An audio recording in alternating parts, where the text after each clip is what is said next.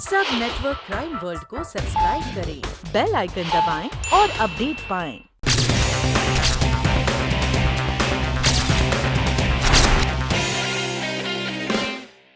आपने राहुल की जमानत करवाने में मदद की, यानी आप जानती हैं कि आपके पिताजी का कातिल कोई और है, या फिर किसी और वजह से आप राहुल को बचाना चाहती हैं? देखिए, मेरा मकसद किसी को बचाना नहीं है। आप सिर्फ मेरे डैडी के असली कातिल को ढूंढिए। वही तो शीला जी, मैं वही तो कह रहा हूँ कि राहुल अगर 4-5 दिन हवालात में रहता तो शायद ये सच उगल देता, लेकिन आपने तो। देखिए, आप राहुल को कातिल साबित करने पे क्यों तुले हुए हैं? क्योंकि वो आदमी एक शातिर है। वो आदमी सबसे पहले लोगों का विश्वास जीतता है।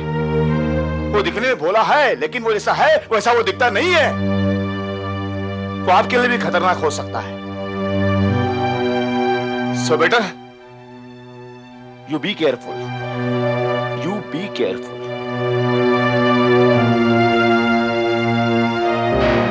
Hello officer. आपकी तारीफ। मैं शीला का पति। ओह, लेकिन उस वक्त आप। हाँ, मैं बेंगलोर में था।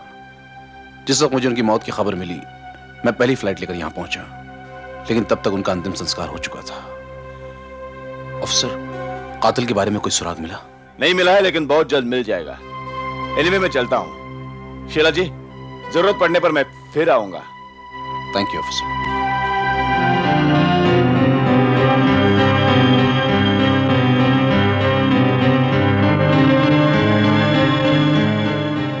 अंजलि, प्लीज डार्लिंग, रो मत। पता नहीं क्या होने वाला है। मुझे बहुत डर लग रहा है।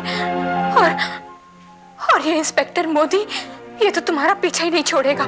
मुझे उसकी परवाह नहीं है। बस सिर्फ एक बार सिद्धार्थ का ऑपरेशन हो जाए, उसके बाद वो इंस्पेक्टर मेरे साथ जो कुछ भी करना चाहे तो। ऐसा मत कहो, ऐसा मत कहो। मैं तो तुम दोनों के बिना एकदम अधूरी हूं। और सिद्धार्थ के ऑपरेशन के लिए अपने पास केवल 4 दिन बचे। अंजलि, मैंने तुमसे कहा ना कि सिद्धार्थ का ऑपरेशन ठीक वक्त पर होगा। ये मेरा तुमसे वादा है। कैसे होगा? एक मिनट।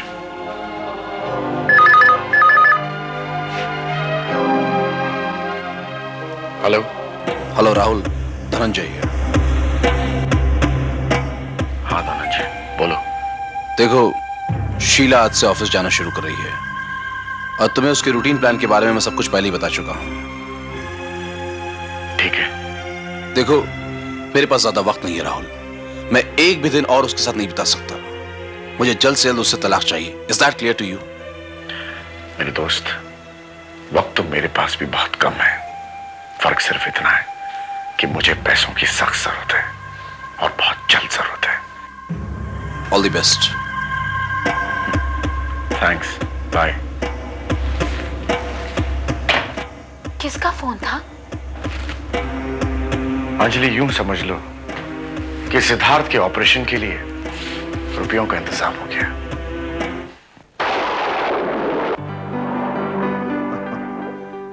शीला जी, मौसम कितना सुहाना है, मगर आपके चेहरे पर ये उदासी, ये परेशानी पे परेशानी की लकीरों को देखकर मुझे कुछ ऐसा लग रहा है कि कुछ पल के लिए कायनात ठहर गया है।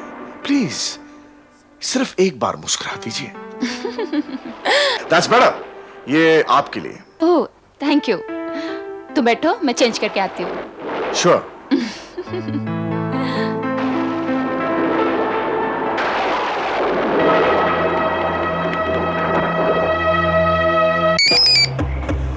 हेलो।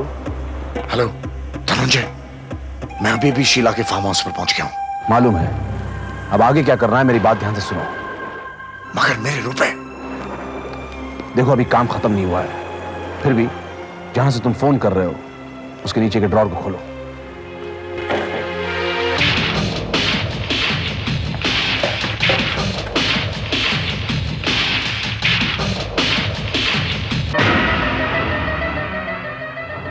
रुपए मिले?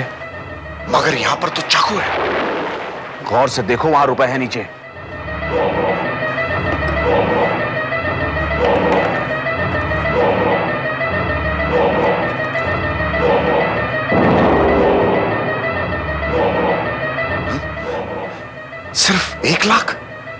भरोसा करो, बाकी के 4 लाख रुपए तुम्हें मिल जाएंगे। ठीक है, मैं रखता हूं, बाय।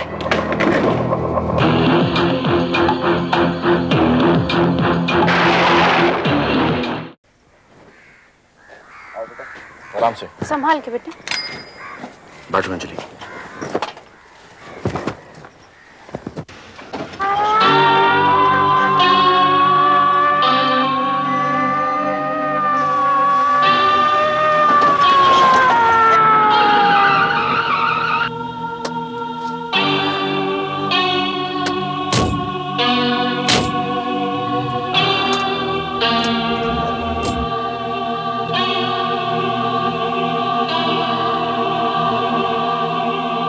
क्या बात है इंस्पेक्टर साहब?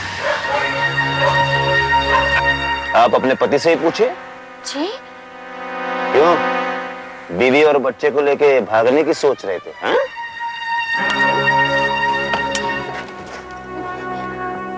इंस्पेक्टर साहब, मैं आपके सामने हाथ जोड़ता हूं। आप चाहे मेरे साथ जो कोई भी सलूक कीजिए, मुझे मंजूर है, बल्कि मैं खुद पुलिस स्टेशन आकर अपने आप को आपके हवाले कर दूंगा।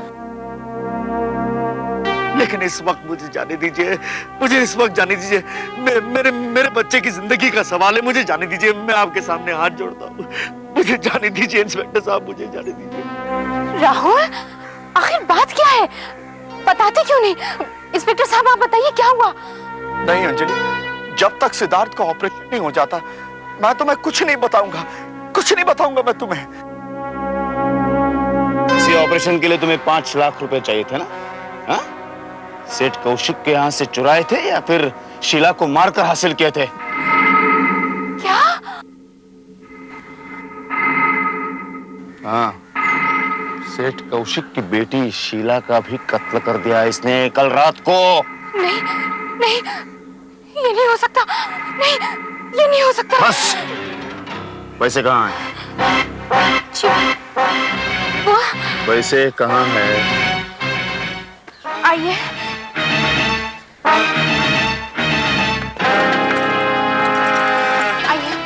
घर की तलाशी लो। इंस्पेक्टर साहब, मैं आपके साथ हूं, कम से कम अंजलि को तो सिद्धार्थ के ऑपरेशन के लिए।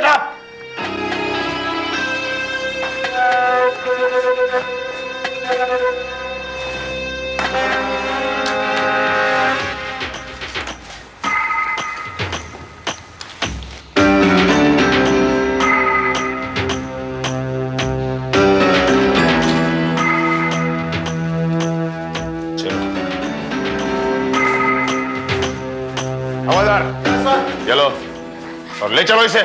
अंजलि, ये रुपए मैंने किसी को मारकर हासिल नहीं किए, मैंने किसी को नहीं मारा, मैंने किसी को मारकर हासिल नहीं किया ये रुपए। तो फिर तुम खुद को पुलिस के हवाले करने के लिए क्यों तैयार हो? ये तुमने क्या किया राहुल? शीला को मार डाला। अंजलि, नो, कम से कम तुम मुझ पर यकीन करो, please trust me Anjali. Sir, खून से लथपथ है, किसी का शर्ट मिला है।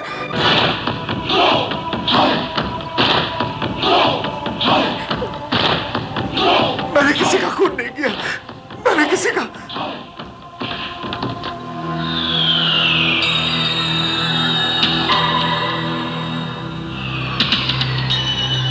अब भी तुम्हें कुछ कहना है? ये एक साजिश है, मैंने कुछ नहीं किया। ले चलो इसे। मैं किसी का खून नहीं कर सकता।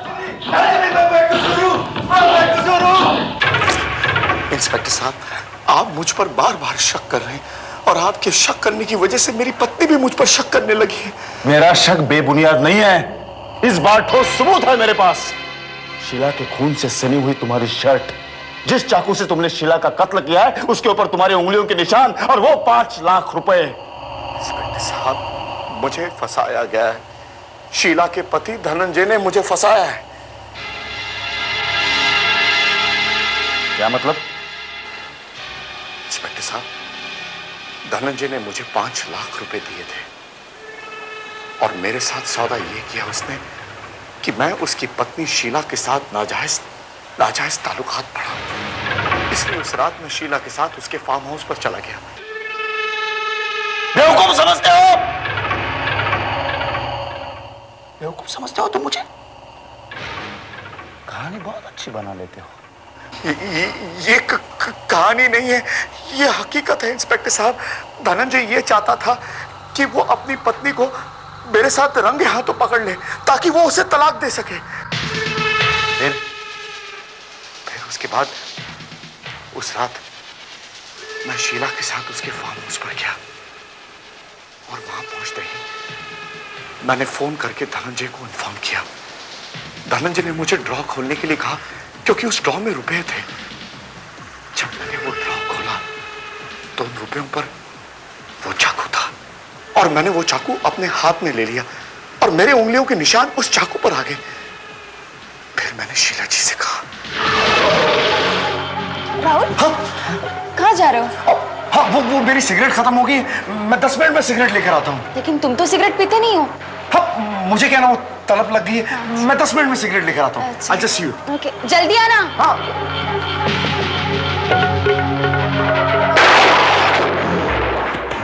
राहुल, कहाँ चले गए थे तुम धनंजय? मैं कब से तुम्हारा इंतजार कर रहा हूँ। मेरे पैसे लाए? ये रहे बाकी के 4 लाख रुपए। अब तुम फौरन जाकर उसके साथ सो जाओ। मैं 5 मिनट के बाद आकर तुम दोनों को रंगे हाथों पकड़ लूंगा। समझ गए? कम ऑन, जल्दी करो।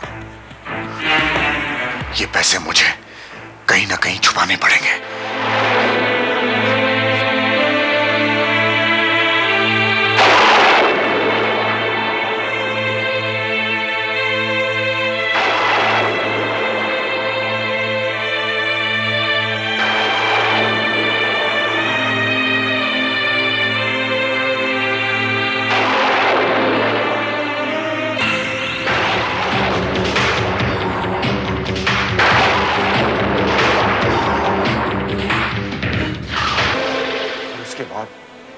मैं वहां से भागा, बाहर आकर देखा कि धनंजय गायब था। मैं फौरन ही घर वापस चला आया और चुपचाप आकर सो गया। मैंने अंजलि को कुछ नहीं बताया और उसके बाद आप आए और आपने मुझे गिरफ्तार कर लिया। इंस्पेक्टर साहब, मुझे धनंजय ने फंसाया। इंस्पेक्टर साहब, मुझे धनंजय फंसाया। उसी ने शीला का कत्ल किया। इंस्पेक्टर साहब, धनंजय ने शीला का कत्ल किया। वो एक नंबर का कमीना, झूठा और मक्कार इंस्पेक्टर। मैं मानता हूं कि मैंने उसके साथ 5 लाख रुपए की डील की थी क्योंकि मैं शीला से तलाक लेना चाहता था। लेकिन उस रात मेरे वहां पहुंचने से पहले ही वो कमीना शीला का खून करके वहां से भाग चुका था। यानी कि आप जब अपनी पत्नी को राहुल के साथ रंगे हाथों पकड़ने के इरादे से वहां पहुंचे तो वो पहले ही मरी हुई थी? हाँ? जी हाँ इंस्पेक्टर, वो पहले से ही मर चुकी थी। अच्छा। एक बात मेरी समझ में नहीं आ रही है कि आपकी पत्नी का कत्ल करके राहुल को क्या हासिल हुआ? उसे तो 5 लाख की जरूरत थी और वो तो उसे पहले से ही मिल चुके थे। आपकी पत्नी का कत्ल करके राहुल ने फांसी का फंदा खुद के गले में।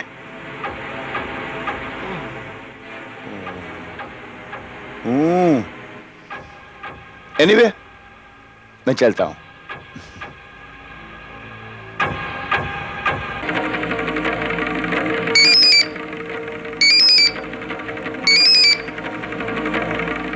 Hello, Dhananjay here. व्हाट? कहां मिल सकते हो? ठीक है, मैं करेक्ट 8 बजे मिलूंगा।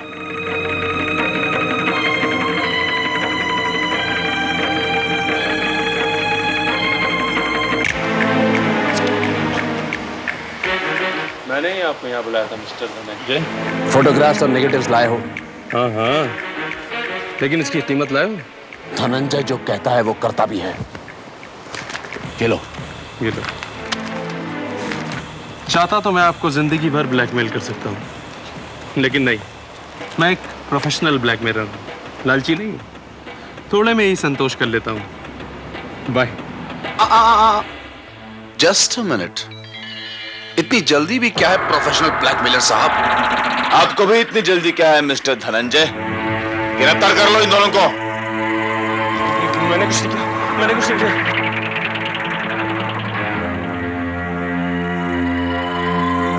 अरे चल। प्लीज, मैंने कुछ नहीं किया। मैं सब कुछ बता दूं, सब कुछ बता दूं। मैं इंस्पेक्टर साहब, मैं सब कुछ बता दूं। जब राहुल सेठ कौशिक के कत्ल के इल्जाम में गिरफ्तार हुआ और जमानत पर रिहा हुआ, तब मैंने इस उम्मीद पर उसका पीछा किया, अगर उसने ये कत्ल किया है तो मैं उसके खिलाफ सबूत इकट्ठे करके उसे ब्लैकमेल करूंगा, जो मेरा पेशा है। हालांकि मुझे उसके खिलाफ कोई सबूत नहीं मिला, लेकिन तब सेठ जी की लड़की को मैंने इसके साथ मिलते हुए देखा, तब इन दोनों के संबंध ने मेरे दिमाग में एक शक पैदा कर दिया। मैंने तस्वीरें खींची इन दोनों को ब्लैकमेल करने के लिए, और पीछा करते करते मैं फिर वहीं पहुंच गया। और बाकी की बातें राहुल हमें बता चुका है।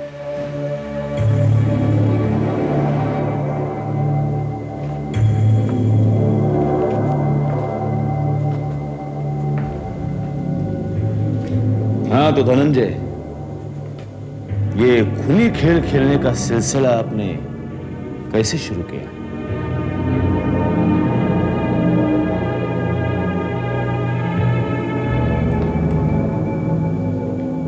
यह सिलसिला लिली के कत्ल से शुरू हुआ। दरअसल मैं शीला को नहीं बल्कि लिली को चाहता था, और शीला से तो मैंने सिर्फ उसकी दौलत की खातिर शादी की थी। लिली दिल्ली में रहती थी। अचानक वो एक दिन मुंबई आ पहुंची और उसने मुझे धमकी दी कि अगर एक हफ्ते के अंदर मैंने उससे शादी नहीं की तो वो शीला और मेरे ससुर को हमारे नाजायज संबंधों के बारे में सब कुछ बता देगी।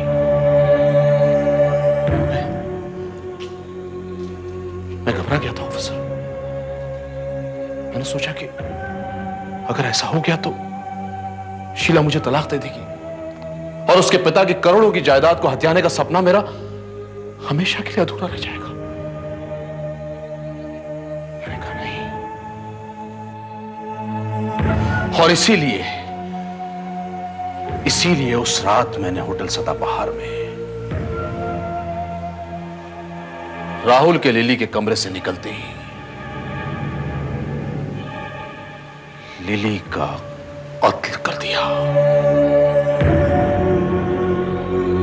उसके बाद मैं कुछ दिनों के लिए बेंगलोर रवाना हो गया, लेकिन कुछ दिनों बाद मुझे यह खबर मिली कि शीला और मेरे ससुर को मेरे और लिली के नाजायज संबंधों के बारे में सब कुछ पता चल चुका था, और उन्होंने शीला से तलाक करवाने के लिए पूरी तैयारी भी कर ली थी। और उसी रात मैं बेंगलोर से फ्लाइट लेकर मुंबई के लिए रवाना हुआ। अपने ससुर के ऑफिस पहुंचा और नई वसीयत के कागजात पर जबरदस्ती उनके दस्तखत करवा लिए, और उस जायदाद के मुताबिक शीला की मौत के बाद उसकी तमाम जायदाद का हकदार सिर्फ और सिर्फ मैं था।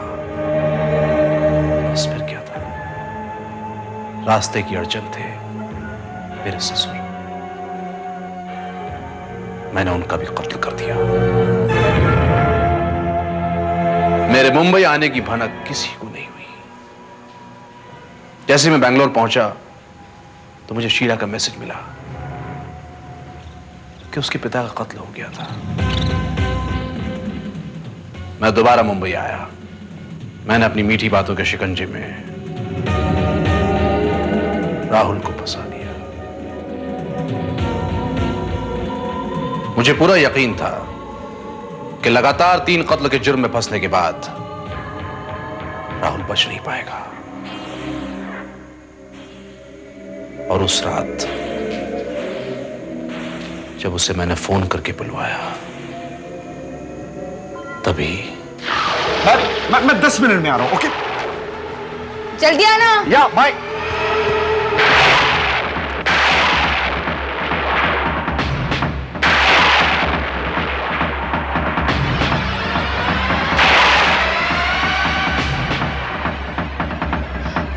धनंजय तुम ये अरे क्या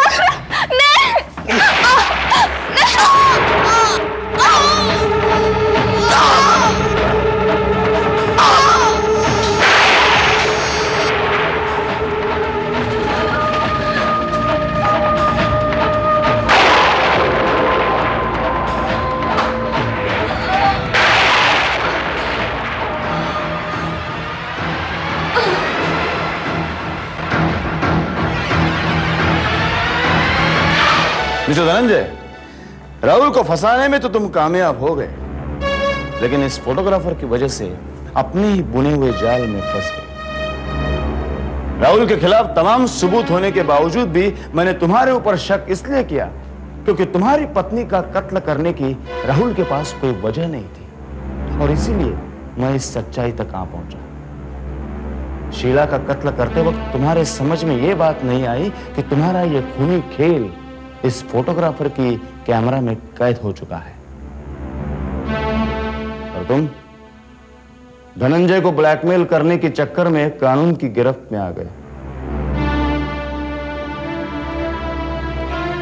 हवलदार, राहुल को छोड़ दो।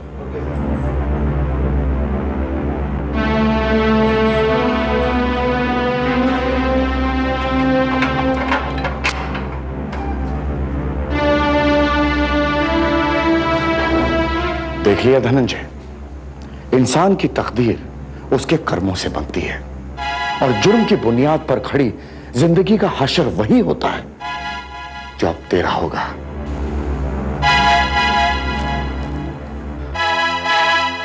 धन्यवाद इंस्पेक्टर साहब।